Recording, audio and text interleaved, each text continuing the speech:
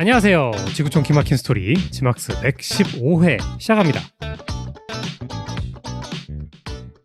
안녕하세요. 제니와 복숭아입니다. 복수아님, 저희가 어떤 팟캐스트인가요? 수다쟁이 부부가 해외 재밌는 사연을 찾아서 여러분에게 소개하는 팟캐스트입니다. 그렇습니다. 그렇습니다. 2주 만에 녹음을 하는데 어떠신가요? 그건 제가 물어봐야죠. 첫 직장 출근하고 출근 후 첫 녹음인데 진짜네. 출근 소감 어떠신지. 재밌습니다. 재밌어요? 네. 회사에서 괴롭힌 사람 없고? 괴롭힌 사람은 없고요. 답답한 사람이 하나 있습니다. 네. 괴롭히는 것보단 낫지. 그렇지. 그 좋은 분이에요. 되게 좋은 분인데 답답해요. 그러니까 일을 엄청 열심히 하시고 제이님이 제일 답답해하는 스타일이잖아요. 그러니까 답답하게 열심히 하는 사람. 약간 멍부 스타일이야. 멍부 스타일이야. 좀 죄송한 표현인데 진짜 부지런하고 진짜 성실하고 일을 안 하는 모습이 없어요. 언제 봐도. 막 밥도 잘 안 먹어. 진짜 일을 열심히 하는데 일을 똑똑하게 하지는 않는 느낌이 좀 있어요. 그래도 열심히 하니까 낫네. 그렇죠. 농땡이 피우는 것보다 낫잖아. 그건 화가 나잖아. 맞아. 그건 화가 나지. 맞아. 그치. 그래, 저는 신입인데 신입 주제 이런 얘기를 하는 게 좀 우습지만 출근 2주가 지났는데 네. 제가 느낀 제니님의 변화는 주말을 소중히 여기게 되었다. 아니야, 원래도 소중은 했지. 주말에 어디 가자는 얘기를 잘 안 하네.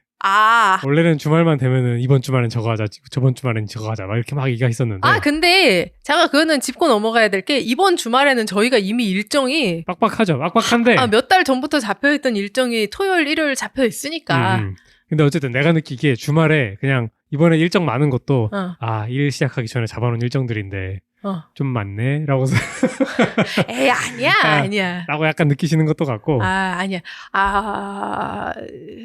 그 일정이 개수로 많은 것보다는 저희가 이번 주 이제 주말에 DC에 가서 뮤지컬을 보기로 했잖아요. 그랬죠. 그러니까 사람은 막 여러 팀 만나도 괜찮아. 나는 그런 거에서 막 지치지는 않아요. 저는 오히려 사람 만나면 에너지를 얻는 스타일이니까. 근데 그 DC까지 1시간을 트래블을 해서 가서 뮤지컬을 보고 또 지하철을 타고 차를 타고 산 넘고 바다 건너 힘들게 돌아와야 된다는 사실이 다소 피곤하다. 그건 그렇긴 해. 제 친구가 저한테 그러는 거예요. 제가 이제 일을 시작하니까 돈을 열심히 벌어서 고양이의 병원비와 본인의 병원비로 탕진하는 인생에 들어온 걸 환영한다. 근데 너무 맞는 게 제가 거의 하루 종일 서서 일을 하니까 저는 원래도 다리가 되게 잘 붙는 타입인데 하루 종일 서 있으니까 진짜 종아리가 막 너무너무 부어가지고 힘든 거예요. 그래서 제가 다리 마사지기를 샀잖아요. 거금을 들여서. 그래가지고 이게 그 말인가? 막 그래. 돈을 벌어서 마사지기를 샀다. 경제 순환에 일조했네. 그래서 이런 삶이군. 그런 생각을 했죠. 네. 일하게 되신 거. 네, 재밌게 일을 잘 하고 있습니다. 네. 열심히 배우면서. 네, 축하드리고 화이팅이고 감사합니다. 뭐가요? 그냥 열심히 일해줘서. 저도 열심히 응원해 주셔서 감사합니다. 네. 자, 그럼 첫 번째 사연 해볼까요? 바로요. 네. 잠깐만. 첫 번째 사연 바로 들어가기 전에 이제 제 근황 하나 했으니까 복수아님 근황도 하나 해야죠. 제 근황이요? 네. 제 근황 뭐가 있죠? 유튜브. 유튜브. 수럼실이 어떻게 돼가고 있나요? 수럼실이 잘 돼가고 있습니다. 쭉쭉 올라가고 있어. 지금 7월 4일 금요일 오후 5시 현 시점 구독자가 223명인데 지금 개설한 지 2주일밖에 안 됐잖아요. 이제 한 18일, 19일 뭐쯤 됐죠. 그럼 3주가 아직 채 안 된 시점에서 쇼츠의 힘으로 그쵸. 구독자 200명을 모았다. 지막스 1년 반 하고 구독자 247? 유튜브 구독자? 유튜브 구독자 247인데 네. 지금 거의 따라잡았습니다. 그러니까 이거 이번 주말 내로는 확실히 넘길 것 같고요. 또 몰라요. 유튜브 알고리즘이 또 변덕 부려가지고 이번 주말엔 네 거 안 보여줘 할 수도 있고. 제가 지금 쇼츠 위주로 올리고 있는데 그러다 보니까 쇼츠 알고리즘이 진짜 변덕이 심하더라고요. 그래요? 이게 롱폼도 한번 쫙 됐다가 안 됐다 하지만 쇼츠는 왜 우리도 지막스 쇼츠 몇 번 올려봤잖아요. 네. 아예 노출이 안 된 경우도 있었잖아요. 아무런 이유도 없이 저번 거랑 비슷했는데 맞아. 그런 경우도 있고 그래서 좀 예측이 불가능한 면이 있어서 그렇군요. 완전 괜찮다는 게 이제 잠잠하다가 갑자기 생뚱맞게 일주일 전에 올린 쇼츠가 확 떠가지고 갑자기 하루 만에 구독자가 30명이 늘고 또 한 이틀 동안 진짜 아무런 일도 없고 그냥 좀 이렇게 들쭉날쭉합니다. 그렇군요. 지금 계획은 술 만드는 영상은 쇼츠로 짤짤히 올리고 술이 완성되면은 그걸 이제 총집편 해가지고 롱폼을 올리려고 그랬는데 총 뭐요? 총집편. 총집편이 뭐예요? 다 모아서 내놓는 편? 아, 총집 밥할 때. 오케이. 술이 지금 하나가 생각보다 너무 안 익고 있어가지고 계획에 좀 차질이 생겼지만 네, 뭐 발효가 어쩌겠습니까. 빨리 안 되고 있는 그런 애로사항이 있죠. 여하간. 자, 이제 첫 번째 사연 해볼까요? 네. 첫 번째 사연은 여자 사연이니까 제이님께서 읽어주시겠습니다. 네. 내 절친이 바람을 피우고 있다는 이유로 그녀의 메이드 오브 어너를 못하겠다고 했습니다. 제가 나쁜 친구인가요? 그러니까 브라이스메이드를 못하겠다고 한 건가요? 그렇죠. 브라이드메이드 중에서도 이제 가장 중요한 역할이 메이드 오브 어너죠. 증인같이 그렇죠. 반지 아마 캐리해주는 역할인가요? 맞아. 제목이 모든 걸 말해줍니다. 12년 된 절친이 다른 주에 살고 있고 그녀는 여자친구와 5년 동안 연애 중이며 최근에 약혼했습니다. 동성애 커플이죠. 그렇군요. 내년에 결혼할 예정이고 저에게 메이드 오브 아너를 맡아달라고 요청했으며 저는 예전에 그 제안을 수락했습니다. 그런데 지난 몇 달 동안 그녀는 저에게 약혼자 몰래 바람을 피우고 있다고 털어놓기 시작했습니다. 이거 약혼녀라고 해야 되나? 그렇죠. 실수로 한번 그런 게 아니라 계속해서 의도적으로 바람을 피우고 있는 상황입니다. 그녀와는 전화로 수차례 이 문제에 대해 이야기를 나눴고 그녀는 자신이 잘못하고 있다는 것을 알고 있고 죄책감도 느낀다고 했습니다. 또한 현재의 연애에서 여러 가지 문제가 있다고도 했고 헤어져야 한다는 것도 알고 있다고 말했습니다. 약혼을 깨고 파혼을 하고 바람 피고 있다는 얘기를 했으니까. 좋은 건 아니지만 바람을 피우고 있지만 결혼하기 전엔 정리할 거야 이런 스탠스일 수도 있잖아요. 그럴 수도 있죠. 근데 그게 아니라 어쨌든 지금 현재 그 파혼을 해야 되겠다는 생각을 했나 보네요. 그런가 봐요. 그래서 저는 그녀가 이 관계를 끝낼 수 있도록 도와주려고 했습니다. 오랜 시간 사귄 관계를 끝내는 게 어려운 일이라는 걸 알기에 최대한 공감과 이해심을 가지려고 노력했습니다. 하지만 이 상황이 너무 오래 지속되었습니다. 이제 우리는 모두 고향으로 돌아가 크리스마스를 함께 보내기로 했고 고등학교 친구들과 그들의 파트너들과도 함께 만날 예정입니다. 저는 친구의 비밀을 알고 난 뒤로는 그녀의 약혼녀를 한 번도 직접 마주친 적이 없습니다. 그래서 그녀와 약혼녀와 함께 있는 것이 굉장히 불편합니다. 저는 지금쯤이면 그녀가 이미 관계를 정리했을 거라고 생각했고 이런 상황에 놓이게 될 줄 몰랐습니다. 그래서 친구에게 전화를 걸어 나는 널 사랑하고 언제나 네 편이야. 네가 모든 걸 너가 원하는 속도로 처리해야 한다는 것도 이해하지만 내가 이런 상황을 알고 있는 상태에서 너와 네 약혼녀와 함께 있는 게 나에게는 너무 불편해 라고 말했습니다. 그녀는 완전히 극대노했고 무려 45분 동안 저를 비난하며 공격적으로 말했습니다. 그녀는 제가 끔찍한 친구라고 했고 처음부터 제가 이렇게 느낄 줄 알았더라면 절대로 이런 얘기를 하지 않았을 거라고 했습니다. 그래서 저는 지금까지 네 이야기를 비밀로 지켰지만 그게 나를 아주 곤란한 상황에 몰아넣었고 이 문제는 네가 알아서 해결해야 할 일이니까 내가 이 비밀을 계속 유지하기를 원한다면 너희 둘과 같이 있는 게 옳지 않다고 말했습니다. 그치. 구구절절 맞는 말이네. 그러게요. 그 대화에서 그녀는 사실 약혼녀와 헤어질 생각이 없었고 앞으로도 그녀와 결혼할 계획이라는 걸 분명히 했습니다. 그리고 바람 피운 사실을 약혼녀에게는 절대 말하지 않을 것이라고 했습니다. 저는 정말 충격을 받았습니다. 저는 지금까지 이 결혼은 결국 무산될 것이고 그녀도 자신이 잘못하고 있다는 걸 알고 있다고 믿었거든요. 하지만 이제는 그녀가 단지 저에게 비밀을 유지해 주길 바랬고 아무 일도 없었던 것처럼 결혼식에서 메이드 오브 아너 역할을 해주길 바랬다는 게 분명해졌습니다. 그리고 그녀는 약혼자가 모르는 한 바람을 피운 것도 잘못이 아니며 지금 만나고 있는 사람과의 관계만 정리하면 모든 게 괜찮을 거라고 믿고 있습니다. 저에게는 이게 너무나도 잘못된 일로 느껴지고 저는 이 일에 더 이상 동참할 수 없습니다. 그녀는 제가 나쁜 친구라고 생각하고 있고 이번 일로 12년 우정이 끝나게 될 수도 있습니다. 제가 나쁜 놈인가요? 어떻게 생각하세요? 당연히 나쁜 놈이 아니죠. 아니죠. 아니죠. 바람을 핀 사람이 잘못한 거지. 그냥 딱 친구가 되게 이기적이네요.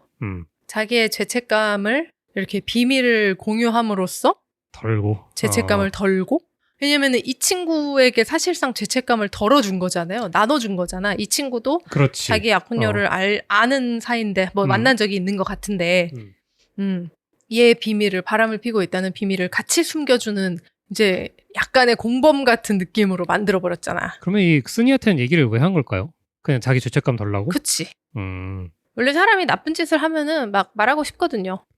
그리고 뭔가 바람을 펴서 막 좋으면은 어디 자랑도 하고 싶고 그런 거 아닐까? 그럴 수도 있고 그냥 글쎄요, 뭐 처음에는 진짜로 그만둘 생각이었을지도 모르고. 나는 이 바람 피고 아무 일도 없을 거라고 생각하는 사람이 참 어떻게 보면 신기한 게 나는 통제가 가능하지만 내 바람 상대는 통제가 불가능하잖아요. 그렇죠. 그 사람이 어떻게 행동할 줄 알고 이렇게 하는지 좀 신기해요. 그치. 완전 치명적인 약점이죠. 만약에 내가 이 바람 상대가 그리고 바람 상대니까 사실 이 사람이 어떤 사람인지 잘 모를 거고 그리고 만약에 내가 결혼을 할 거라는 걸 알고 바람을 핀 거면 진짜 나쁜 사람이고 그 사람이 내가 이제 너랑 관계를 정리해야겠다 했을 때 그 사람이 갑자기 그거 갖고 나 협박하면 어떡해. 그런 생각도 들고 좀 어쩌려고 그러지? 그런 생각이 들 있어요. 다행이네요. 복수아님은 걱정 안 해도 되겠습니다.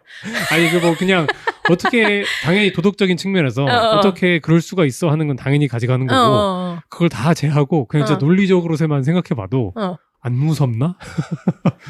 자기 삶이 무너질 게 두렵지 않은가? 후가가 두렵지 않나? 라는 생각이 항상 들죠, 저는. 그러니까 내가 하면 로맨스라고 하잖아요. 정당화가 되는구나, 그래서. 사랑 앞에서는 무엇도 두렵지 않은 거지. 사랑이니까. 그런 걱정을 하는 사람이라면 되게 치밀하게 백업을 만들어 놨을 것 같고 물론 그래도 내가 통제할 수 없는 변인이긴 하죠. 그렇죠. 그 다른 타인이라는 그러니까 존재는. 혼자 나쁜 짓 하는 게 아니라 혼자 어디 가서 몰래 도둑질하고 오는 것도 아니고. 근데 어쨌든 일단은 그게 아니라면은 그냥 뭐 그런 앞뒤 그런 생각 안 하는 거 아닐까요? 난 사랑에 빠졌어. 안 하겠지. 좀 늘 신기해요, 이런 거 보면. 혹은 그런 걱정이 들어도 주체할 수 없는 거지, 그 감정을 막. 저는 이 글을 읽고 뜨거운 사랑이군요. 예. 댓글에서 처음 보는 영어 표현을 배웠어요. 뭐예요? 첫 댓글이 She's a cake eater 이러더라고요.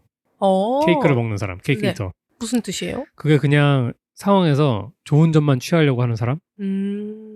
그러니까 말하자면 이건 제 생각인데 유래가 밥은 안 먹고 케이크만 먹으려고 하는 사람 이런 게 아닐까. 그래서 이렇게 사람은 바람도 피고 때 되면 다 정리하고 결혼하면 아무 문제 없을 거야 라고 생각하는 그런 거잖아요. 그걸 케이크 이터라고 하나 봐요. 신기하네요. 저도 처음 알았어요. 인터레스팅. 유래에 대해서는 여러분 복수아님 내피셜이니까 뭐 확실히 이렇게 확실하지 않다는 점. 케이크가 영어 표현에서 이렇게 약간 보상 이런 거에 많이 쓰이긴 해요. 그래요? 그렇군요. 뭐 하면 케이크를 당근과 채찍 이런 거 할 때도 물론 캐럿 앤 스틱이라는 말도 있지만 뭔가 그런 표현을 할 때 뭐 케이크가 있다는 식으로 얘기도 하기도 하고 뭔가 이제 고진감래 감에 해당하는 게 이제 영어에선 케이크인 거죠. 케이크. 허허. 이 사연은 뭔가 막 너무 당연하다 그래야 되나? 그래가지고 크게 뭔가 만약에 제니님이 이런 상황이면 어떡할 것 같아요? 저도 못한다고 할 것 같아요. 고민하다가 이렇게 제가 만약에 특히나 더 그 약혼녀와 한 번이라도 만난 적이 있고 뭐 그렇다면?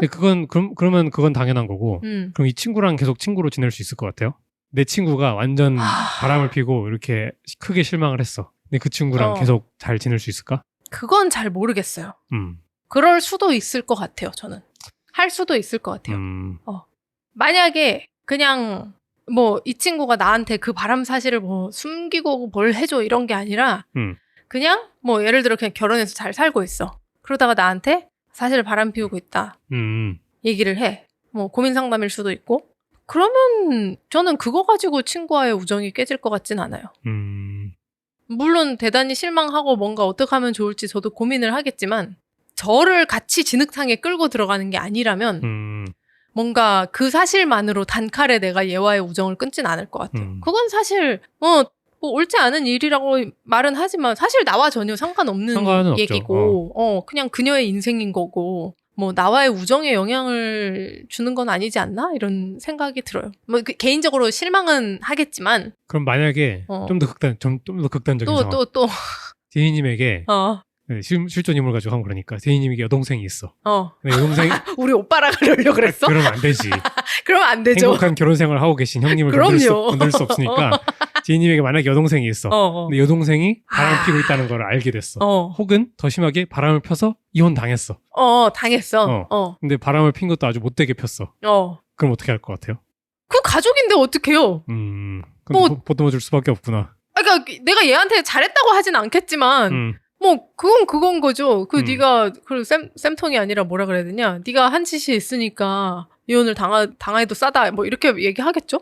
제가 이걸 물어본 이유가 레딧 읽다 보면은 바람 피우다 걸려가지고 가족과 친구들과 연이 다 끊겼다 이런 그 댓글 글들이 되게 많아요. 사람들이 다 실망하고 뭐 그리고 이제 내가 뭐 내 남편이 바람 피다 걸려서 어떻게 됐는데 오히려 우리 시부모님이 아들과 절연하고 나를 챙겨주신다 뭐 이런 글도 있고 뭐 그런 게 있어가지고 이게 문화 차이인가 아니면 그냥 인터넷이라서 그런 건가 하는 생각이 들어서 저는 근데 그 바람 피운 그 막장의 수준이 어느 지경인지가 좀 그 관건일 것 같아요. 이런 게 막 그냥 바람을 폈다, 이혼을 당했다, 뭔가 이런 걸로 칼같이 끊을 수 있는 건 아닐 것 같고 뭐 이렇게 외도에 들어서게 되는 계기나 과정도 사람마다 천차만별일 거잖아요. 그 외도를 그리고 얼마나 지저분하게 하니. 뭐 어떤 외도는 괜찮고 어떤 외도는 안 괜찮고 이런 개념이라기보다는 내 가족 얘기, 사람 일은 그렇게 진짜 하나로 딱 무자르듯이 가를 수 있는 게 아니니까. 아니죠. 그런 의미에서 어려울 것 같다는 생각이 들고, 예를 들어서 뭐 진짜로 그 가상의 여동생이 바람을 폈어. 근데 상대방도 막 유부남이야. 그래가지고 그 집안을 막 자식이 딸린 유부남이랑 바람 펴서 그 집안을 막 파탄을 냈어. 막 애들도 다 상처를 받았어. 이런 지경이면 내가 너 같은 년이랑은 이제 가족이라고 할 수도 없다. 내 피를 나눈 동생이라고 할 수도 없다. 예를 들면 막 그렇게 인간적으로 너무 혐오스러워질 것 같아요. 근데 또 만약에 그게 아니라 그냥 뭐 모르겠어요. 이거 뭐 어떻게 술 취해서 한 번 했는데 뭐 예를 들면 그런 걸 수도 있고, 뭔가 그 피해 정도라 이런 거, 그리고 그 자매 내 여동생과 나와의 이 기존의 관계라든지 그런 게 다 얽히고 설켜서 다 영향을 주지 않을까요? 이게 너무 가상의 상황이니까 뭐 어떨지 실제 상황이 되면 어떨지 모르겠으나. 그럼 사연으로 돌아와서 그러면 제이님은 메이드 오브 아너는 못하는 건 당연한 것 같고 결혼식엔 갈 수 있을 것 같아요. 화해를 했어. 어쨌든 화해를 했어? 만약에 화해를 했어. 어쨌든. 근데 모든 진실을 알고 있어. 가서 결혼식에 가서 축복을 해줄 수 있을까? 뭐 이 친구랑 화해를 했다면 결혼식에는 가지 않을까요? 뭐 글쎄요. 근데 왜 나만 얘기하지? 복수아님은 어때요? 지금 나한테 내가 얘기한 것들 다 복수아님 버전으로 얘기해 봅시다. 내가 물어봤으니까. 그러니까 복수아님도 가상의 여동생이 있다고 칩시다. 혹은 그 가상의 남동생이 있다고 칩시다. 저는 한동안 인간 취급 안 할 것 같긴 해요. 만약에 뭐 자기 자식이 있는, 그러니까 자식이 있으면 더 심하잖아, 상황이. 사실 가정이라는 게 자기가 자식이 있거나 아니면 자식이 있는 집에 뭐 해가지고 가정이 파탄 났다. 그래서 만약에 내 조카들이 피해를 보게 생겼다. 그러면은 그것 때문에라도 좀 더 화가 나서 좀 동생 취급 별로 안 할 것 같고. 그렇죠. 뭐 한동안은 그렇겠죠. 그래도 뭐 제인이 말씀하신 대로 뭐 연을 끊을 수는 없으니까, 가족이니까 뭐 언젠간 용서하고 살겠죠. 친구라면 전 결혼식에 못 갈 것 같아요. 그냥 그 과정을 보는 게 괴로울 것 같아. 하긴 그렇게도 할 것 같아. 막 그냥 결혼식 가면 이게 둘의 미래를 막 축복해주는 자리잖아요. 그 축복을 내가 그냥 영어로 하면 in good faith 못할 것 같은 거야. 진심으로 못할 것 같으니까 그냥 축의금만 보내고 끝내지 않을까. 아무리 친한 친구여도, 절친이어도. 그 이후로 다시 친하게 지내건 뭐 하건 떠나서 어떤 핑계를 대더라도 안 갈 것 같아. 그럴 수 있겠네요. 여러분들 생각은 어떤지 댓글로 남겨주세요. 자, 두 번째 사연 제가 읽어보겠습니다. 네. 10년 만에 전 여친에게 연락이 왔습니다. 뭐라고 답을 해야 할지 모르겠습니다. 뭐라고 왔을까? 자니? 저는 32살 남자인 안토니입니다. 가명입니다. 네. 33살인 여자친구 미셸과는 4년째 함께하고 있고 결혼 계획은 없습니다. 그녀가 한 번 바람을 핀 적이 있었는데 술에 취한 실수였답니다. 뭐 어쨌든 저는 용서했습니다. 우리는 사실 거의 베스트 프렌드처럼 모든 걸 함께하며 살아가고 있고 그 바람 사건 외에는 큰 문제 없이 꽤 좋은 삶을 살고 있습니다. 하지만 그녀는 결혼이나 아이를 원하지 않고 저는 원합니다. 그녀는 아이에 대해서 완강하게 절대 안 된다라고 했습니다. 그런데 최근에 저의 전 여자친구인 니콜에게서 연락이 왔습니다. 우리가 헤어질 때 약속을 하나 했었습니다. 놀고 있네. 둘 다 32살이 될 때까지 결혼하지 않았다면 다시 함께할 방법을 찾아보자라는 약속을요. 이게 또 뭐야? 뭐 중딩이 헤어질 때 하는 약속 같은 느낌인데요? 실제로 중딩 때 헤어진 거예요? 아니죠? 니콜과 제 과거를 간단히 설명드리자면 우리는 어릴 적부터 친구였고 중학교 때부터 사귀기 시작했습니다. 중딩 때 사귄 건 맞네. 고등학교 내내 사귀었고 그녀는 버지니아 텍, 저는 스탠포드에 각각 합격해 장거리 연애를 2년간 유지하다가 각자 자신의 삶을 살고 더 가까운 사람과 만날 가능성을 열어놓기 위해 서로를 놓아주기로 했습니다. 그 결정은 상호 합의하에 이뤄진 것이었고 깔끔하게 연락을 끊었습니다. 그녀의 부모님은 제가 있는 곳에서 4시간 거리쯤에 살고 계시고 가끔 저에게 연락을 주십니다. 그녀의 여동생과 조부모님도 마찬가지인데 저는 그들에게 니콜 이야기는 꺼내지 말아달라고 부탁해둔 상태였습니다. 그렇게 시간이 흘러 작년 9월부터 이상한 번호로 매달 한 번씩 전화가 오기 시작했습니다. 모르는 번호는 원래 안 받는 주의라 그냥 무시했습니다. 중요한 일이면 메시지를 남기겠지 싶었거든요. 그런데 니콜의 여동생이 찾아와서 말하길 이건 니콜이 준 거야. 읽고 싶으면 읽고 답장하고 싶으면 해도 되고 답장을 안 해줘도 이해할 거라고 했어. 사실 저는 우리가 했던 그 이상한 약속을 완전히 잊고 있었습니다. 편지 내용은 다음과 같습니다. 안녕 안토니. 우리가 10년 동안 연락 안 하고 지냈지만 예전에 했던 약속을 혹시 기억하고 있는지 물어보고 싶었어. 이걸 요구할 자격은 내게 없다는 거 알아. 그리고 네가 이미 다른 삶을 살고 있다면 괜찮아. 네가 행복했으면 좋겠거든. 가장 먼저 말하고 싶은 건 이게 외로워서 하는 절박한 시도는 아니라는 거야. 여동생은 왜 이런 생각을 하냐며 외로움 때문이라고 했지만 그건 아니야. 그저 너가 아닌 다른 사람과 함께하는 삶이 상상이 안 될 뿐이야. 나도 데이트를 많이 해봤고 1년 넘게 사귄 사람도 있었지만 항상 뭔가 부족했어. 솔직히 말하자면 그 사람들은 네가 아니었어. 너는 내가 어릴 때부터 영원히 함께하고 싶다고 느낀 사람이었고 나를 웃게 만들고 아침에 함께 눈을 떠도 진심으로 행복했던 그런 사람이었어. 내 마음속엔 줄곧 너가 있었고 너는 내가 원했던 단 한 사람이야. 목소리 톤 좋네. 우리가 멀리 떨어져 있었기에 각자 삶을 살기로 했던 날 그 결정이 얼마나 어리석었는지를 깨닫는데 1년이나 걸렸어. 서로 합의하긴 했지만 사실 내가 그 결정을 밀어붙였다고 느껴. 학교 마치고 인생을 정리하는 데 집중하자며 시간을 두자고 처음 말한 게 나였고 지금 생각하면 정말 어리석은 실수였던 것 같아. 안토니, 너는 내 소울메이트고 내 사랑이고 내 인생이야. 그래서 두려움을 내려놓고 이제 말할게. 나는 모든 걸 내려놓을 준비가 됐어. 지금 직장도 그만두고 네가 있는 곳으로 이사해서 함께할 준비가 되어 있어. 네가 우리에게 가능성이 있다는 생각만 해도 나는 모든 걸 바칠 각오가 되어 있어. 너를 사랑해. 누구도 너만큼 내 마음을 채울 수가 없어. 부모님과 친구들에게도 이 얘기를 했고 다들 응원해줬어. 아, 그리고 아빠 오토바이랑 트럭을 고쳐줄 때 도와줘서 정말 고마워. 난 너가 아빠를 도와줬는지 며칠 전까지 전혀 몰랐어. 난 진심으로 네 여자가 되고 싶고 너의 인생의 일부가 되고 싶고 너가 내 인생의 일부였으면 좋겠어. 함께 늙어가고 세상이 변해가는 모습을 함께 지켜보며 살고 싶어. 무엇보다 함께 행복하게 살고 싶어. 몇 년간 참아왔던 마음을 이제야 말하게 됐어, 안토니. 너를 정말 사랑해. 너와 함께 살고 싶어. 널 위해서라면 뭐든 포기할 준비가 되어 있어. 그리고 마지막으로 말할게. 내 사랑, 내 어린 시절 친구, 내 소울메이트. 나는 내 아내가 될 준비가 되어 있고 너와 함께 아이를 낳고 키울 준비도 돼 있어. 이달 말까지 너의 답장을 못 받으면 네가 잘 살아가고 있다고 생각하고 다시는 연락하지 않을게. 혹시 다른 생각이 있다면 내 번호와 이메일을 남겨놨어. 사랑을 담아, 니콜. 솔직히 어떻게 해야 할지 모르겠습니다. 니콜은 편지에 전화번호랑 이메일도 같이 남겨놨는데 한 달에 한 번 걸려오던 그 번호였습니다. 이걸 읽고 정말 많이 울었습니다. 아직 남아있는 줄 몰랐던 수많은 감정들이 떠올랐습니다.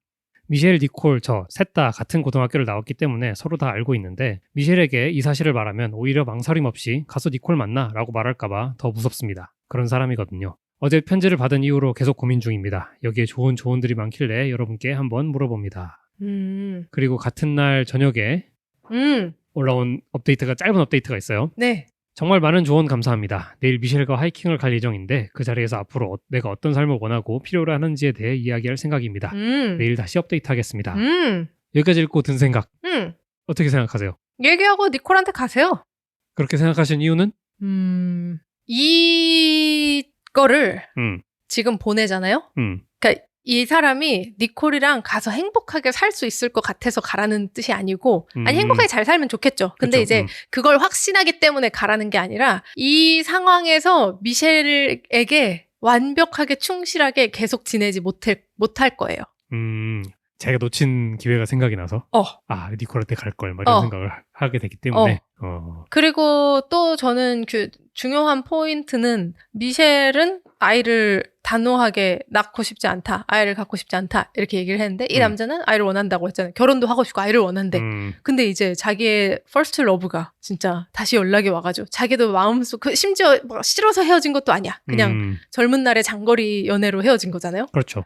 그러니까 그렇게 사랑했던 사람이 다시 연락이 와서 네 아내가 되고 너와 아이를 같이 키울 준비가 돼 있어 라고 하면 그 기회를 잡지 않을 이유가 있을까요? 그리고 다시 말하지만 이거를 그냥 보내면 이 사람은 평생 자기가 그 놓친 것에 대해서 생각하면서 살 거예요. 그럴 가능성이 있지. 저는 한 가지 마음에 걸리는 게 네.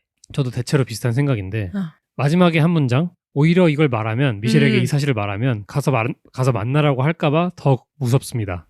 이게 마음에 걸리는 게 뭔가 미셸을 놓치기 싫은 거잖아요. 그러니까 그러니까 이건 정말 가고 싶은데 못 가는 이유가 사실 여기까지 읽었을 때 정말 가고 싶다는 말도 일단 첫째로 별로 안 했고 뭐 남아있던 감정이 어쩌고저쩌고 울었습니다 했지만 아마 또 뭐 이 기회를 꼭 잡아야 될 것 같습니다 이런 말은 아직 없고 네. 미셸이 진짜 가라고 할까봐 무섭다 라고 한 것까지 읽고 저는 든 생각이 이 사람은 새로운 기회보다 현재 있는 걸 놓치기 싫은 건가? 라는 생각이 들었어가지고 그것 때문에 망설여져요. 만약에 내가 진짜 뭐 미셸과의 관계가 원래 안 좋았는데 그냥 가서 어떤 사람인지 뭐 전혀 다른 사람이 내가 아는 사람과 전혀 다른 사람이 나올까봐 두려워서 못 가겠다라든가 아니면 뭐 내 감정을 맞이할 용기가 없다라든가 이런 말을 했으면은 제이님처럼 망설임 없이 가라고 하고 싶은데 가장 먼저 첫 번째 생각나는 이유가 미셸과 헤어지게 될까봐. 그러니까 둘이 정말 사랑하긴 사랑하고 그 상황에서 놓치고 싶진 않구나 라는 생각이 들어서 거기서 약간 망설임이 들었는데 저도 제이님과 대체로 비슷한 생각인 게 결혼관이 그렇게 다르면 시한부죠 사실상. 언젠간 헤어지게 될 거고 그리고 심지어 바람핀 전력도 있으면은 뭐 그거는 전 생각도 못 했는데. 근데 저는 가서 니콜 만나라고 말할까봐 무섭다라는 거는 오히려 이 사람의 그런, 이 미셸을 향한 사랑보다는 좀 이 사람의 유약한 면이 보인다고 생각했어요. 단호하지 못한. 내가 지금 잘 잡고 있는 이거를 놓칠까봐 그냥 두려운 거? 이쪽 가서 이도저도 안 되고, 그러면 어떡하지? 막 그런, 뭔가 어쨌든 그런 생각이 더 들었어요. 그건 미셸을 사랑해서라기보다는 인생의 변화가 두려워서일 수도 있겠다. 그냥 이 결정을 내리면 크게 변하는 거잖아요. 뭔가 그렇죠. 지금 동거하고 있는 사람과도 이제 헤어져야 되고 인생의 방향이 아주 크게 변하니까 변화는 뭐 누구에게나 무서운 법이죠. 그렇죠. 어쨌든 다음 사연 업데이트를 계속 읽어볼까요? 네네. 자, 그 다음 날 올라온 업데이트입니다. 오늘 먼저 현재 여자친구인 미셸과 대화를 나눴습니다. 하이킹하는 내내 총 6시간 넘게 얘기를 했습니다. 우리가 각자 원하는 미래에 대해서 얘기했는데 미셸은 확실하게 아이도 입양도 원하지 않는다고 말했고 제가 그걸 진심으로 원한다면 우리 사이를 친구 사이로 바꾸자고 제안했습니다. 그러니까 진짜 이 남자가 현명한 게 니콜 얘기를 먼저 꺼낸 게 아니라 미셸과의 관계에 대해서 먼저 얘기를 한 거예요. 네네. 그러니까 너가 지금까지는 뭔가 두루뭉술하게 있었다가 너와 내가 원하는 바가 다르니까 갈라서 하는 게 좋겠다. 라고 먼저 결론을 내린 거예요. 전 이건 정말 잘했다고 생각해요. 네. 저는 그녀와 친구로 남을 수 있다고 했고 그녀는 웃으면서 아이도 없고 내 베프도 그대로 있고 그 베프와 같이 노는 것도 가능하다면 개이득이지. 오히려 서로 행복해지는 게 낫다. 이건 실수가 아니니까 너무 죄책감 갖지 마 라고 말했습니다. 그리고 니콜 편지 얘기를 했더니 니콜이 좀 미친 것 같다고 하면서도 그거 저도 약간 동의합니다. 너가 그걸 진지하게 생각하고 있다면 자신은 제가 니콜을 만나기로 한 결정을 해도 별 악감정이 없다고 말했습니다. 그리고 만약에 잘 안 돼도 플랜 B, 애 없는 자유로운 삶으로 돌아오면 된다고 하면서 얘기해줘서 고맙다고 하더니 특유의 농담으로 그럼 이제 당분간은 정력 고갈이겠네? 라고 농담하며 웃었습니다. 나머지 하이킹은 평소처럼 수다 떨고 점심 뭐 먹을지 토론하면서 흘러갔습니다. 하이킹을 끝내고 그녀에게 혼자 있고 싶냐고 물었는데 그녀는 괜찮다고 하면서 결국 언젠가 우리가 나이를 먹으면 이렇게 될 줄 알았다고 했습니다. 다른 일이 생기기 전까지 우리 계속 친구로 지내도 되겠냐고 해서 저도 당연하다고 했습니다. 지금 그녀는 여자들과 점심 모임 중이고 저는 몰에서 혼자 테이블에 앉아 멍하니 있네요. 이제 남은 건 니콜에게 연락해서 지금 그녀가 어떤 사람인지 직접 알아보는 것뿐입니다. 라는 업데이트가 있고요.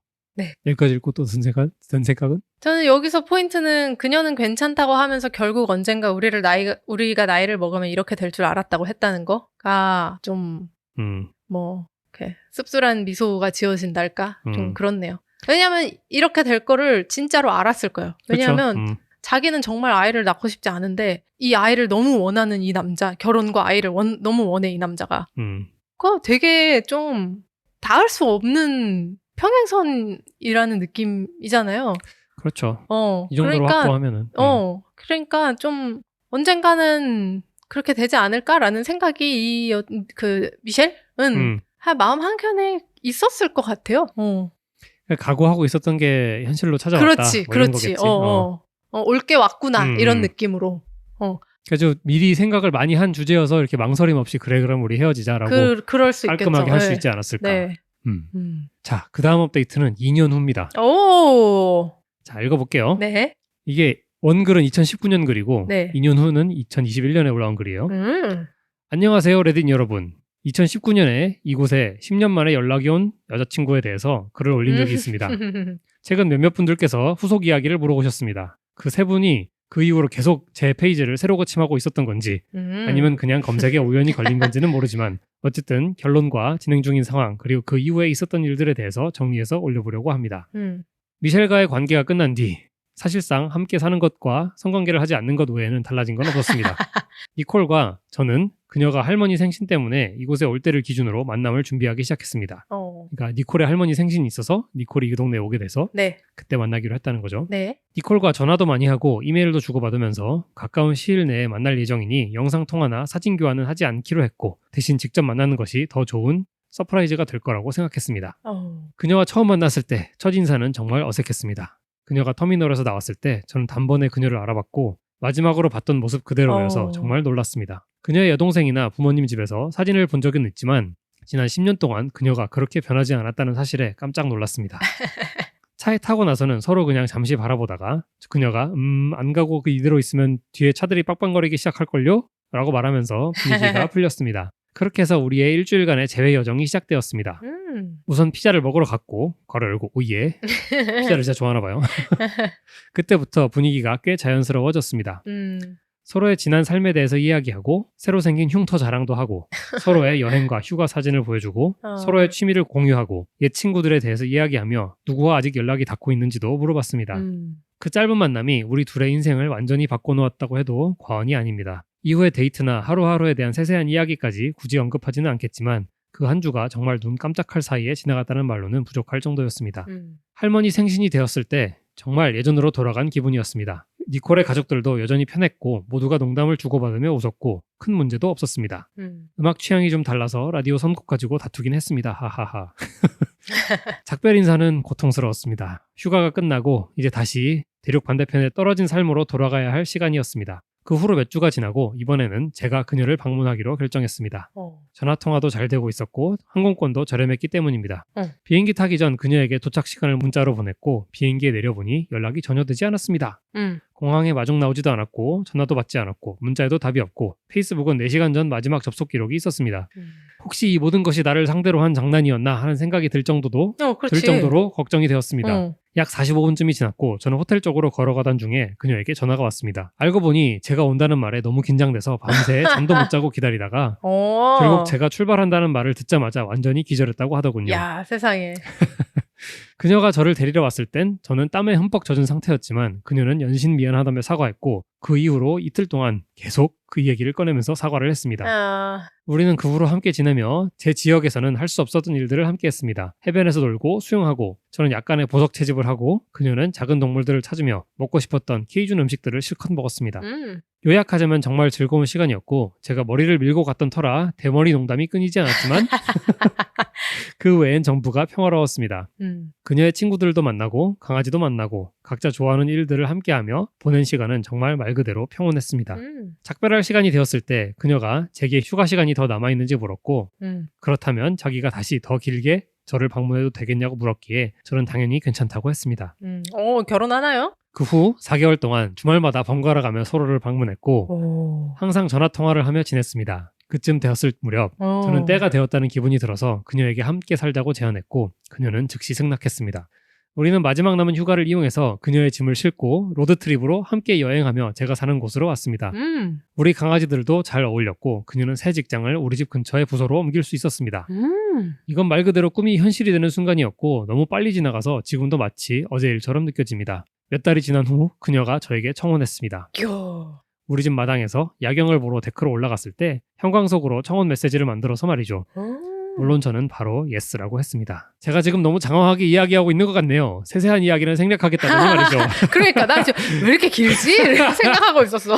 어쨌든 모든 게 시작된 지 거의 2년이 다 되어 갑니다. 우리는 아름다운 딸 아리아나와 함께 살고 있습니다. 아이를 낳는데 어려움이 있어서 입양을 했습니다.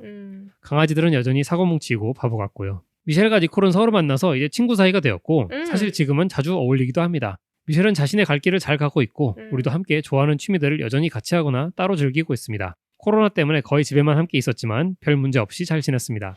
모든 것이 완벽했느냐고요? 아니죠. 하지만 세상에 완벽한 일은 없습니다. 초반엔 분명 문제도 있었고 지금도 가끔 사소한 일로 말다툼도 합니다. 하지만 처음 여정을 함께 해주셨던 분들이 이 후속 이야기를 즐겁게 읽어주셨으면 좋겠습니다. 이건 제 인생에서 가장 잘한 결정이었고 유일한 후회는 우리가 더 일찍 다시 만나지 못했다는 점입니다. 모든 것이 너무 빠르게 지나갔고 저는 앞으로의 미래가 너무 기대됩니다. 매일매일이 새롭고 제 얼굴에서 웃음이 사라지질 않습니다. 저는 제 첫사랑이자 어린 시절 친구였던 사람과 인생을 함께 살고 있고 멋진 친구들과 가족들도 항상 우리 곁에 있습니다. 하고 사연이 끝납니다. 정말 거의 그 드라마 같네요. 드라마 같죠? 네. 저는 그 10년 만에 연락이 온 사람 어쩌고 했을 때 10년 만에 만난 사람이면은 사실상 다른 사람일 텐데. 그쵸. 제 10년 전이랑 지금은 또 굉장히 다른 사람이고. 그렇죠.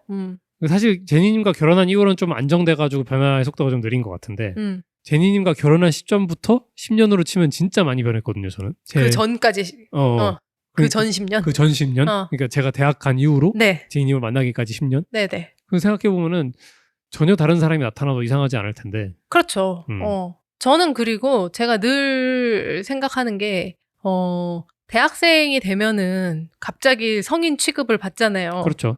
하지만 대학생까지도 아직 엄청난 성장, 저는 대학교 4년 혹은 2년이든 4년이든 그 대학교 생활이 완전히 사춘기처럼 사람을 완전히 바꿔놓을 수 있는 시기라고 생각하거든요. 맞아요. 그때 성장도 많이 하고 경험도 많이 하고 이 전까지 중고등학교, 초중고등학교의 생활과는 완전히 다른 데서 4년을 보내면서 그 지역이 아니라 다른 다이내믹 안에서 환경에서 4년을 보내면서 사람이 또 확 달라진다고 생각을 해요. 그러니까 그 대학교 시절이 성장기라고 생각해요. 그치.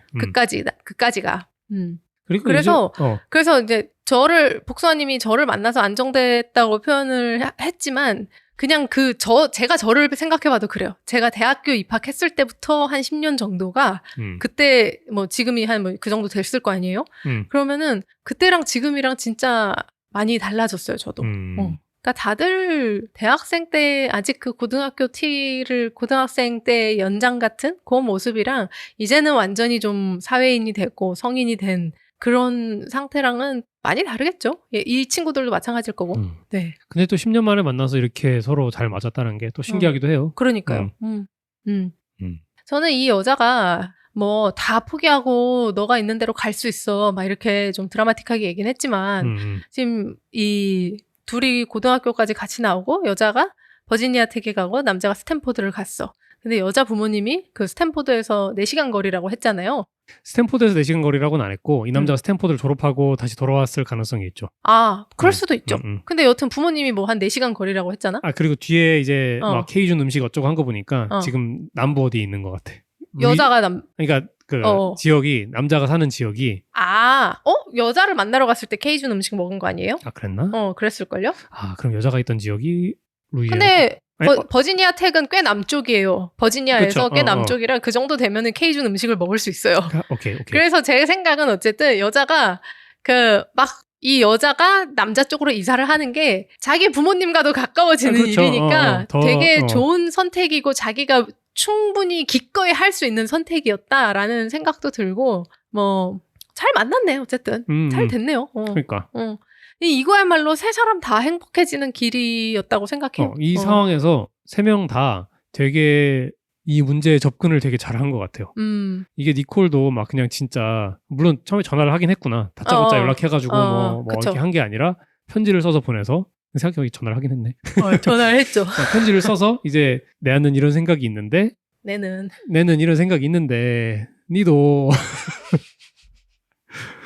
생각이 비슷하면 연락을 주고 네. 아니면은 무시해도 된다라고 이제 뭔가 접근을 잘한 것 같고 아까 말한 것처럼 미셸도 이 상황을 되게 잘 받아들인 것 같고 그리고 아까 또 얘기한 것처럼 이 쓰니도 미셸한테 난 니콜 때문에 너를 떠나겠다 한 게 아니라 우리 상황이 이러니까 우리 관계를 정리하자.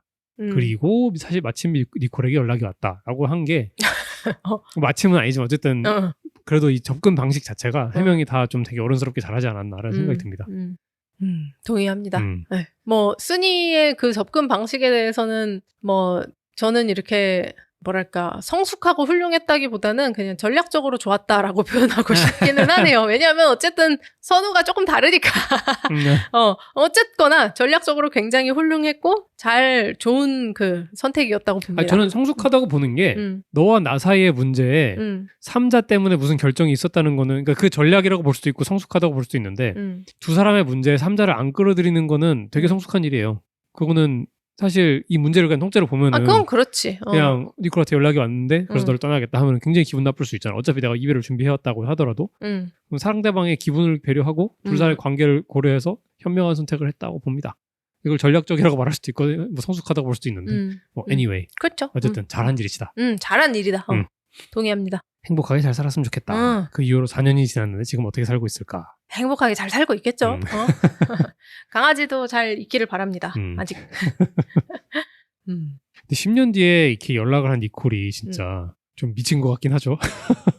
어떻게 이렇게 할 생각을 했을까? 근데 참 세상에는 이런 사랑도 있는 것 같아요. 뭔가 그럴 수 있을 것 같아. 특히 이 둘이 헤어짐이 저는 가장 그렇게 할 수 있었던 가장 큰 원인인 것 같아요. 아, 그냥 합의하에 잘 헤어진 게? 싸우고 헤어진 게 아니라? 뭐, 과정상 어떻는지는 모르지만, 디테일하게는 모르지만, 막 장거리를 하다가, 장거리 하다 보면은 서로의 그 갭이 커질 거 아니에요. 그러겠죠. 뭐랄까, 진짜 그냥 물리적인 거리도 있지만, 거기서 오는 마음의 차이도 점점 생길 거고, 한쪽은 계속 여전히 너무너무 보고 싶은데, 한쪽은 이제 정말 out of sight, out of mind 되는 것처럼, 조금씩 마음이 식어가다가, 그러면서 계속 부딪히고, 싸우고, 싸웠다, 이렇게 지지부진하게 하다가, 정말 지리멸렬하게 싸우고 헤어질 수도 있는 반면에, 여기는 이제 그렇게까지 가기 전에, 야, 우리가 젊은 날 각자 사는 데서 이게 잘 안 될 것 같으니까 장거리 연애가 힘들 것 같으니까 각자의 인생을 잘 살아보자 얘기하고 헤어졌다는 거잖아요. 그러면 진짜 이렇게 그 옛날의 장밋빛을 그리면서 다시 연락해볼 수 있을 것 같아. 특히나 내가 지금 뭐가 없으면. 이 인생의 결정이 20대 초반에는 내 커리어적인 게 제일 중요하고 이제 30대 초반이 돼서 결혼할 때가 되면은 가장 중요한 인생에서의 팩터가 파트너니까 그래서 이런 생각이 다시 들지 않았을까. 처음에 그때 헤어진 것도 내가 진짜 그냥 이 나이라는 요소가 없으면은 그때나 지금이나 같은데 사랑하는 사람을 두고 어떻게 그런 결정을 할 수 있지? 라고 생각할 수 있지만 20대 초반에는 아직 내 인생에 새로운 사람을 만날 그쵸. 기회도 많아 보이고 대학생인데 그리고 내가 하고 싶은 일이 더 중요해 보이고 그러다가 이제 일도 어느 정도 정체기에 들죠. 30대가 되면 이제 하던 일도 어제 오늘이 비슷해지고 이렇게 되잖아. 물론 계속 발전이 있지만 정체기에 들고 그리고 정말 안정이 필요해지는 단계가 오니까 그때서야 이제 인생의 우선순위가 바뀌는 것 같아요. 그렇죠. 그래서 이 미셸과 만나던 쓰니도 처음부터 이런 차이가 있었을 거 아니에요. 제가 그리는 인생관의 차이가 있었으니까. 나는 결혼도 하고 싶고 애도 있고 싶어. 미셸은 나는 아니야. 그랬는데도 사귈 수 있었던 거는 둘이 어렸기 때문에, 젊었기 때문에. 근데 20대 후반부터 만난 거 아니에요? 20대 후반부터 만났죠. 근데 그때는 이제 쓰니도 결혼 생각이 크게 없었으니까 결혼하지 않았을까요? 그때 당장 결혼을 결혼이 해야겠다. 아니라 연애를 하지 않았을까요? 연애를 하지 않았을까요? 그때 당장 결혼해야겠다는 마음이 강했으면은 그런 생각 이 사람과 사귀었겠어. 저는 뭔가 그럴 수도 있는데 제 생각에는 본인은 이 사람을 바꿀 수 있다고 생각하고 연애를 시작했을 수도 있고 그러니까 만나다 보면은 얘 마음도 바뀌지 않을까? 이렇게 생각해서 연애를 시작했을 수도 있고 그쵸. 그때는 그리고 자기도 그냥 별 생각 없었으니까. 그쵸. 그리고 좋은 사람이니까 연애를 시작했을 수도 있죠. 그러다가 이제 인생의 우선순위가 점점 바뀌면서 이게 점점 큰 문제가 되어가고 그런 상황이 아니었을까? 그럴 수 있죠. 라는 생각을 해봅니다. 여튼 행쇼. 진짜 행복했으면 좋겠다. 나중에 막 이 사람 계정 찾아봤는데 이혼했습니다. 이런 거 너무 슬플 것 같아. 그러면 좀 슬프겠다 진짜. 찾아보지 않는 걸로 하겠습니다. 네. 제 머릿속 어딘가에서는 잘 살고 있는 걸로. 그냥 동화 같은 이야기로. 만약에 만약에 전 여친이 연락이 와. 아주 오빠 잘 지내? 잘 살아? 연락 오면. 그 연락이 왔으면은 저는 무조건 씹죠. 제 결혼 사실이 비밀이 아닌데 연락이 왔으면 불순한 의도밖에 없잖아. 비밀이 아닌데 모를 수는 있잖아요. 아닌가? 뭐 그러면 전 만약에 그냥 딱 제트라이하게 잘 지내? 이렇게 오면은 잘 지냈어? 할 것 같아요. 근데 대화 한두 번 해보고 좀 이상하다 싶으면은 그냥 씹을 것 같아. 씹고 차단? 집요하게 연락 오면 차단해야죠. 집요하게 연락 안 하면 차단 안 해? 아니 뭐 근데 정말 뭐 그런 것 때문에 연락했을 수도 있지만 진짜 그냥 뭐 제 일하는 주변에 뭔가 그런 것 때문에 연락했을 수도 있잖아요. 만약 저는 이제 전 여자친구가 모든 감정이 다 깔끔하게 정리가 됐기 때문에 그 연락을 받고 안 흔들릴 자신이 200% 있어서 뭐 연락 이게 차단 내가 근데 그래 낌새가 수상하면 바로 차단해야지. 뭔가 막 이렇게 막 오빠 잘 지내 이런 톤으로 보내면은 근데 오빠 잘 지내? 이런 톤이 아니라 잘 지내? 라는 톤이어서 연락을 왜 하죠? 할 이유가 전혀 없지 않나요? 그러니까 할 이유가 뭐 왜 연락했지를 보고 할 이유가 별로 없으면은 그냥 뭐 차단은 좀 가혹한 것 같고 그냥 다 찝지 않을까요? 그래 그럼 다 이렇게 질문해보자. 그 연락을 할 법했다라는 합당한 이유가 납득할 수 있는 이유가 뭐가 있을까요? 저는 사소한 이유도 만약에 내가 버지니아에 살고 있는 걸 알고 있어. 근데 그 동네가 어떤지 궁금해. 학군이 어떤지 궁금해. 뭐 혹시 뭐 아는 게 있냐. 뭐 이런 거에도 그냥 연락할 수 있다고 봐요 저는. 굳이? 굳이 싶긴 하지만 뭐. 그러니까 얘가 만약에 일로 이사 올 계획이야. 그래서 궁금해. 아니면은 뭐 이제 제 일적으로 혹시 뭐 거기야 뭐 너 혹시 이 회사에 일하던데? 뭐 인맥이 있냐 이런 거? 뭐 누구 아냐 그 사람한테 물어볼 게 있다라든가 뭐 지금 생각이 잘 안 나는데 그냥 뭔가 그냥 그런 이유가 있으면은 그냥 연락할 것 같아요. 반갑기도 하고. 자 그러면 다음 질문. 그렇게 지금 내 대답이 마음에 안 드는 거야 지금. 무슨 연락이든 왔어. 그거를 제니킴한테 알려준다? 안 한다? 무조건 알린다. 이거는 알려야 된다고 봐요. 그러니까 제 마음이 그런 게 거리낌이 없어서 뭐 연락을 하고 필요한 거 정보 있으면 주고 뭐 이런 거는 그건데 이게 상상을 했을 때 이 사람과 연락을 주고받고 있는 걸 제이님이 우연히 알게 되면은 그건 재앙이기 때문에 제이님한테 내 전 여친구 땡땡에게 연락이 왔다. 그래서 이런 용거 때문에 연락이 왔는데 그래서 이런 답장을 했다고 다 제가 먼저 보여줄 것 같아요. 제 대화창을.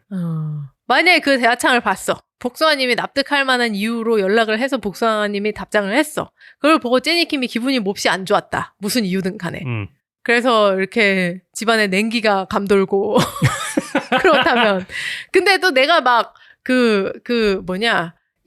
확실하게 막 뭐야 이게 차단해 이렇게 말은 하지 않아. 하지만 온 집안에 싸늘하게 시베리아처럼 얼어붙었다 하면 제 전 여친들 이거 듣고 계시다면 연락을 안 해주시길 바랍니다. 아니 그러면 차단한다 안 한다? 그러면 그래서 제가 차단을 하면 기분이 풀린다 안 풀린다? 차단을 하면 기분이 풀리지. 오케이 그럼 차단한다. 차단하고 나한테 보여준다 이러면은. 오케이 그럼 차단한다. 근데 그것도 찝찝한데 차단이 언제든지 풀 수도 있는 거잖아. 찝찝해. 제 전 여친들 이걸 혹시 듣고 계시다면 연락을 하지 말아주시길 바랍니다. 찝찝해. 뭔가 아니 이게요 제가 다시 얘기하지만 상대방이 내 전 여자친구 전 남자친구가 현재 메리드야 결혼한 상태인 걸 알아.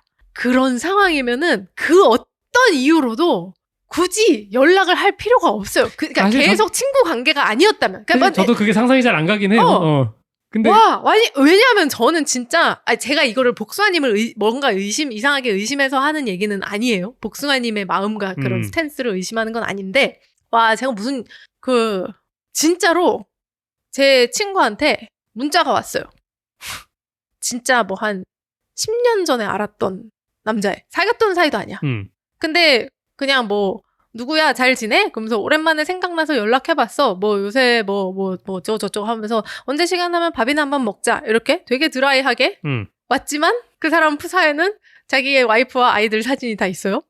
근데 내 친구와 연락할 그게 아무것도 없는 사이예요. 근데 뭐 그러면은 그냥 졸업 앨범 뒤적거리다가 옛날에 친했던 친구면은 아니 옛날에 친했던 친구도 아니라니까? 그런 사람한테 연락 올 일이 없지. 그러니까요. 딱 봐도 너무 진짜 음흉한 속내가 보인다라는 아니 저는 일단 그래도 선의로 해석을 하려고 하는 사람이기 때문에 그럴 수도 있지만 아닐 수도 있잖아요. 그냥 진짜 그냥 술 먹고 생각하다가 제니킴 잘 지내는지 궁금한데 연락이나 한번 해볼까? 그냥 그래서 잘 지내는구나. 이거 그런 말 생각이었어. 물론 이게 이상하다고 생각하실 수도 있지만 진짜 만약에 그냥 그럴 생각이었으면 저는 뭐 연락할 수 있다고 해요. 가끔 저는 진짜 옛날 친구한테 생뚱맞게 연락 오는 경우가 가끔 있거든요. 옛날 여자친구한테? 그냥 친구한테.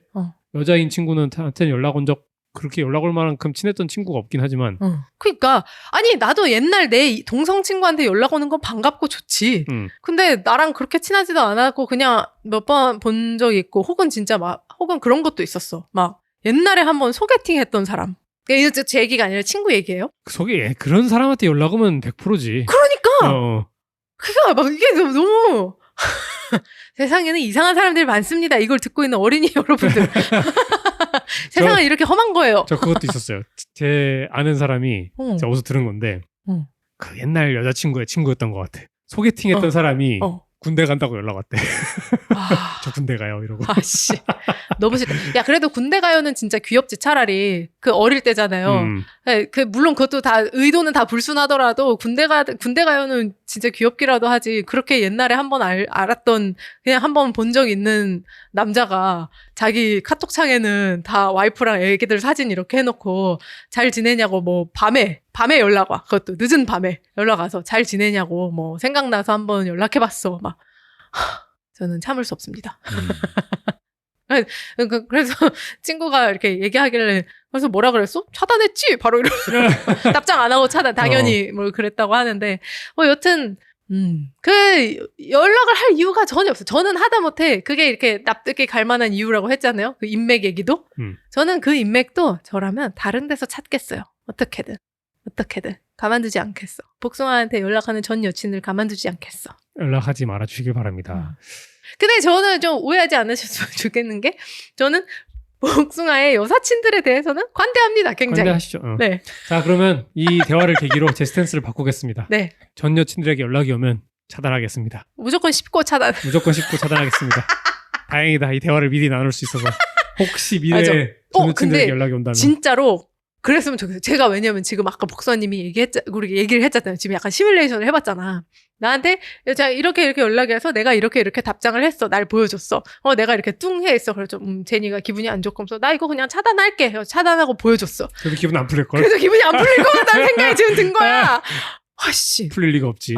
뭔가 아니 이럴 거면 왜 보여줬어? 막 이런 생각부터 시작해가지고 차단 한번 풀고 얘기할 수도 있는 거 아니야? 막 괜히 이런 막 생각도 들 것 같아요. 전 여친한테 연락이 왔어. 내가 차단했어. 그걸 제니님에게 알려줘야 됩니까? 안 알려줘야 됩니까?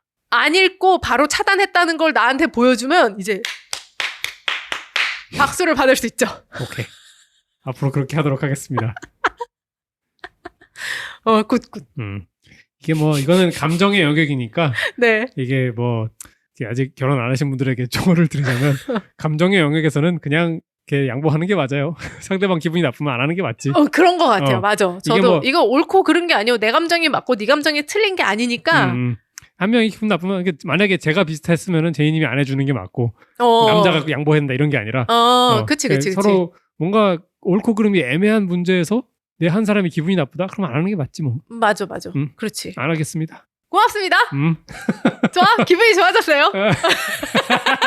얼굴에 웃음꽃이 폈습니다. 지금 좀 잠깐 좀 식은땀이 좀 났는데 여러분 결혼은 이런 겁니다. 이렇게 평생 조율해 나가는 겁니다. 맞아. 오늘도 하나 튜닝 완료했다. 이렇게 미리 또 조율을 해볼 수 있어서 다행이네요. 다행이네요. 지막스의 순기능. 여기 혹시 같이 듣고 계신 커플이 있다면 미리 시뮬레이션 해보시는 걸 추천드립니다. 그러고 보니까 복수아님은 그러면은 지금 이게 얘기했던 걸 바탕으로 봤을 때 제가 만약에 제 전 남친한테서 연락이 와요. 그래가지고 제니야 뭐 미국 가고 결혼했다는 얘기 들었어. 잘 지내니? 이렇게 해서 응 잘 지내. 뭐 오빠는 잘 지내? 해가지고 그래 나도 잘 지내. 뭐 딱 예를 들어 뭐 대화 그냥 그러고 끝이야. 그냥 그래 뭐 행복하게 잘 살아라. 뭐 그러면은 이제 딱 이렇게 연락 왔어. 이러고 보여주면 어때요? 저는 이 남자 뭔가 힘든가? 이 생각은 들 것 같은데 별로 뭐 기분 나쁘거나 그러진 않을 것 같아요. 근데 하긴 그렇겠다. 여기서는 이 거리에서는 별로 막 불순한 의도를 생각할 수 있는 거리가 아니긴 하다. 미국과 한국은. 야, 뭐 다 같이 서울에 살고 있다고 해도 뭐 그 대화를 딱 봤을 때 뭐 우리 와이프 잘했네 이러고 말 것 같아요. 그렇군요. 저는 그러면 전 남친한테 연락이 오면은 차단 안 하고 답장할까요? 근데 우리가 이 대화를 나눴잖아 지금. 네. 그래서 만약 이 대화를 나눈 후에 네가 그렇게 하는 걸 내가 봤다면 네가? 니요? 봤다면 다른 이유 때문에 기분이 나쁘지. 나한테는 하지 말라면서 지는 해도 되나? 지요? 예. 다른 이유 둘 다 하지 않고 차단하는 걸로. 참고로 저는 제 전 남자친구는 이미 차단이 되어 있습니다. 그래요? 잘하셨네요. 당신은 안 돼 있어요? 지금 차단하세요, 미리. 그래도 이 녹음기를 끄는 순간 차단하도록 하겠습니다. 근데 진짜로 카톡이 있나 보네? 카톡이 있지는 않아요. 근데 지웠는데 지울 수 있고 차단할 수 있잖아요. 맞아. 차단을 안 했던 거 몰라. 차단했을 수도 있고 모르겠네. 맞아. 저는 뭐 차단을 했습니다. 왜냐면 잔이가 몇 번 있었거든요. 그래요? 그럼 차단해야지. 아니, 이거는 근데 뭐 결혼하기도 한참 복숭아님을 만나기도 뭐 전 얘긴데, 뭐 근데 그런 적이 있어서 이제 차단을 했었죠, 제가. 그 옛날에. 잔이가 몇 번 있었다니. 아니, 뭐, 진짜 잔이는 아니었지만, 이제, 그런, 유남생? 그런 느낌으로 이제 그 새벽 시간 이제 술 감성에 이제 옛 연인을 떠올리며 이런 행복하니? 약간 이런 느낌. 그런 적이 한두 번 있어서, 꼴 보기 싫게 왜 이러나? 약간 이런, 차단했던, 그렇습니다. 그랬구나. 여러분이라면 어떻게 하실지 댓글로 남겨주세요. 이거 무조건 차단이야. 여러분, 차단이 답입니다. 네, 오늘 이 시뮬레이션을 할 수 있어서 행복합니다. 아주 유익했다, 오늘의 지막스 녹음. 유튜브 113회에 댓글, 소니아님이 댓글 달아주셨습니다. 복숭아님 유튜브 시작 축하드려요. 바로 구독 눌렀습니다. 감사합니다. 감사합니다. 제 유튜브 와서도 댓글 여러 개 남겨주셨어요. 찾아와 주셔서 감사하고요. 네. 그리고 폴라폼님이 유튜브 113회에 댓글 달아주셨습니다. 이번 화도 재밌게 잘 들었습니다. 저도 긴 해외살이 중인데 갑자기 외롭다고 느껴지거나 한국에 있을 때처럼 야무지게 일반 성인 한 명 몫을 못하는 것 같을 때 우울감이 크게 밀려오는 듯해요. 한국행이 여행이 아니라는 말 정말 너무 공감이 유유. 우리 우울 털어내고 행복하게 살자구용 라고 달아주셨습니다. 감사합니다. 저희가 113회, 그러니까 저희가 혹시 지금 요것만 들으시는 분들이 저희 좀 우울한가 하고 걱정하실까봐 노파심의 말씀을 드리면 저희는 아주 행복하고요. 저 113회 내용과 연결해가지고 저희가 이제 다소 그 우울하고 힘들었던 시기에 대한 이야기를 나눴습니다. 그때. 네. 해외살이가 저희가 골라서 온 거긴 하지만 그래도 힘들 때가 있죠. 지칠 때가 있죠. 지칠 때가 있고. 근데 뭐 또 그렇게 따져보면은 뭐 해외살이만 그런가 어디 뭐. 그러니까 고국에 고향에 살아도 삶은 힘들 때가 있고 또 좋을 때가 있고 장단점이 있죠. 국외에 있을 때 장단점이 있고 해외에 있을 때 장단점이 있고 근데 이제 단점이 크게 다가올 때가 있고 그렇죠. 또 장점이 크게 다가올 때가 있고 그치. 그런 거죠. 그럼요. 단점이 크게 다가올 때 좀 힘들 수 있고 그럼요. 아무튼 다 각자 처한 상황에서 행복하게 살기를 바라고 폴라폼님도 우울 털어내고 행복하게 사시기를 바라봅니다. 네. 팟빵 지막스 6회. 네, 요즘 정주행 중이신 것 같아. 네. 후루룩 짭짭이 님께서 댓글을 달아주셨습니다. 마이크 음질이 좋아져서 확실히 듣기 편안해졌어요. 저희가 5회까지 싸구려 마이크 쓰다가 6회부터 마이크를 바꿨거든요. 진짜 오랜만이다. 이때 차이가 진짜 확 커졌어요. 맞아. 진짜 오랜만이다 이 얘기. 부디 후루룩 짭짭님 이 메시지를 들으실 수 있도록 정주행 완료하시길 기원해봅니다. 네. 그리고 지막스 112회 팟빵에 지나가는 팟빵러 님께서 댓글 달아주셨습니다. 네. 인스타 이야기 들을 때마다 더더 궁금해지네요. 빠르게 처리되길이라고 달아주셨는데 업데이트가 하나 있어요. 제가 제 수험실 인스타그램 만들었는데 그 인스타그램도 차단이 당했습니다. 차단! 또 차단 경고 딱지 박혔습니다. 야, 진짜. 와, 집요하다. 집요해. 이거 거의 진짜 인스타그램이 당신을 억까하고 있는 거야. 그러니까 내가 계정도 새로 만들어서 진짜 전혀 상관없는 이메일 주소를 만들었는데 제가 유튜브 쇼츠에 올린 거 인스타 릴스로 올렸더니 네 액티비티가 이상해서 한 게 아니라 너와 연관된 계정에 이상한 액티비티가 있으니까 차단할게 이러고 차단이 왔어요. 그래서 그냥 문득 든 생각인데 당연히 이게 아무 관계는 없겠지만 저는 왠지 되게 기분이 찝찝해가지고 핸드폰을 한번 공초화를 할 것 같아요. 그것도 방법이긴 한데. 그러니까 이게 인스타그램 계정과는 진짜 이 물리적인 핸드폰과는 사실 관계가 없겠죠? 아마 없어야 정상이죠? 그렇죠. 근데 너무 기분이 나쁘고 찝찝해서 공초와 한번 깔끔하게 돌릴 것 같습니다. 추천드립니다. 고민해보도록 하겠습니다. 네. 댓글 달아주신 분들 모두 감사합니다. 네, 그래서 인스타그램 이야기는 결국 아직 진행 중입니다. 없습니다. 그냥 지금 한 99% 망한 것 같아요. 저와 매일매일 이메일을 주고받고 있어요. 약간 지금도 메일 보내고 있어요? 메일 보내고 있죠. 진짜? 이쪽에서 약간 짜증내기 시작했어요. 이제 그만 보내라는 식으로 저한테 자꾸 오는데. 아, 진짜? 그래도 제가 끊임없이 보내고 있습니다. 누가 이기나 보자. 약간 이렇게. 응원합니다, 복사님. 파이팅. 댓글 달으신 분들 감사합니다. 감사합니다. 막둥이 여러분, 오늘의 지막스는 여기까지입니다. 재밌게 들으셨나요? 재밌게 들으셨다면 구독, 좋아요, 알림 설정 부탁드립니다. 그리고 친구들에게도 저희 지막스 채널 많이 소개해주세요. 막둥이가 늘어갈수록 저희가 지막스를 꾸준히 해나가는 동력이 됩니다. 저희 팟캐스트는 유튜브, 애플 팟캐스트, 팟빵, 스포티파이, 그리고 네이버 오디오 클립에서 들으실 수 있습니다. 그럼 저희는 더욱 흥미진진한 사연을 찾아서 돌아오겠습니다. 다음에 만나요. 안녕.